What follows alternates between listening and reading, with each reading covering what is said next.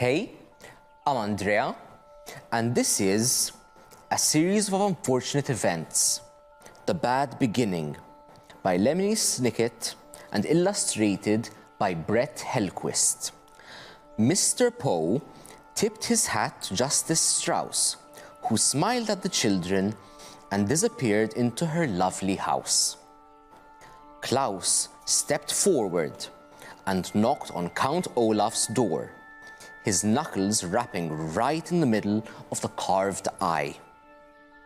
There was a pause, and then the door creaked open, and the children saw Count Olaf for the first time. "Hello, hello, hello," Count Olaf said in a wheezy whisper. He was very tall and very thin, dressed in a grey suit that had many dark stains on it. His face was unshaven, and rather than two eyebrows, like most human beings have, he had just one long one. His eyes were very, very shiny, which made him look both hungry and angry. "Hello, my children. Please step into your new home and wipe your feet outside so no mud gets indoors."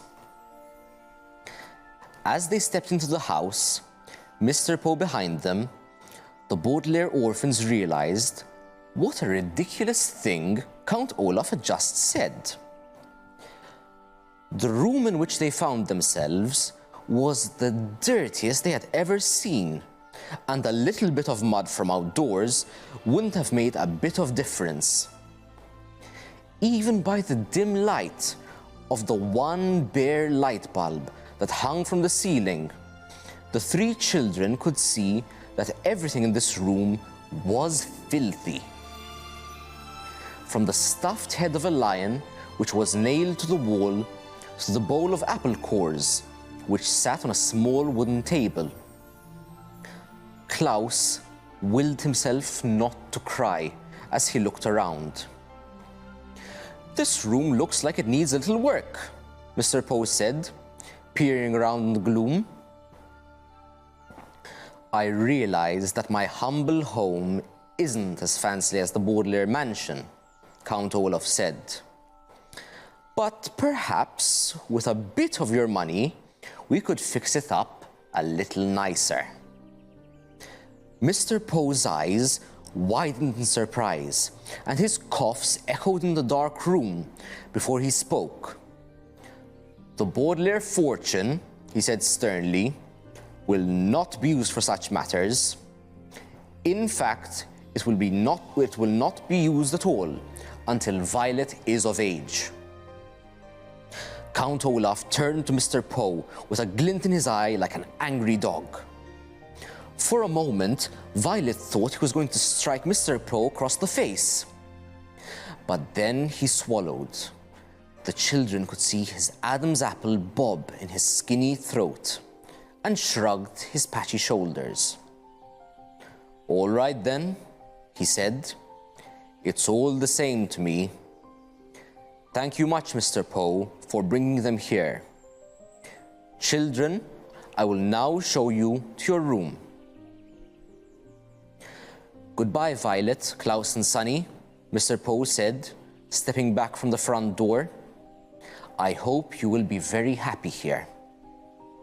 I will continue to see you occasionally, and you can always contact me at the bank if you have any questions." "But we don't even know where the bank is," Klaus said. "I have a map of the city," Count Olaf said. "Goodbye, Mr. Poe."